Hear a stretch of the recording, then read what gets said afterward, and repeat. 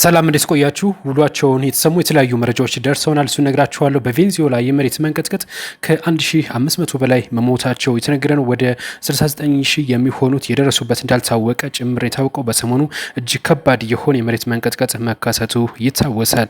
ሌላኛው በአዲስ አበባ ከቤት ኪራይ ጋር በተገናኘ ውይይት እየተደረገ ነው የሚገኘው። የቤት ኪራይ ዝም ብሎ መጨመር እንደማይቻል ነው የተገለጸው። እናም ዋጋ ተመን ወትውለት ነው የሚጨምረው ተብሎ ከባድ ውይይት ተደረገበት ነው የሚገኘው። ስለሱ ሰፋ ያለ መረጃ የሚወጣ ከሆነ ይዤላችሁ መለስ ነው የሚሆነው። ሌላኛው እንግዲህ ከውሾች ጋር በተገናኘ በርካታ ውሾች እየተገደሉ ነው የሚገኙት።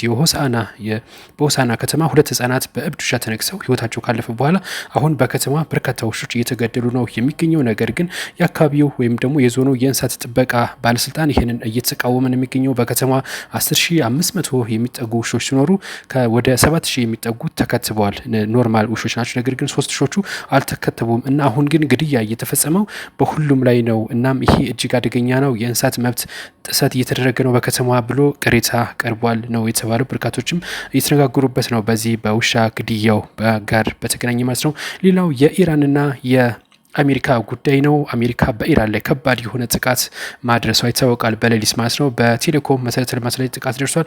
ኢራንም በተቃራኒው ደግሞ በባህሬን ከባድ ውድመት እያደረሰች ነው የምትገኘው በድሮን ተብሏል። በዚህም እንግዲህ አሁንም ውጥረቱ ተባብሶ ነው የሚገኘው። ሌሎች መረጃ ካለ መለሳለሁ። መልካም ቆይታ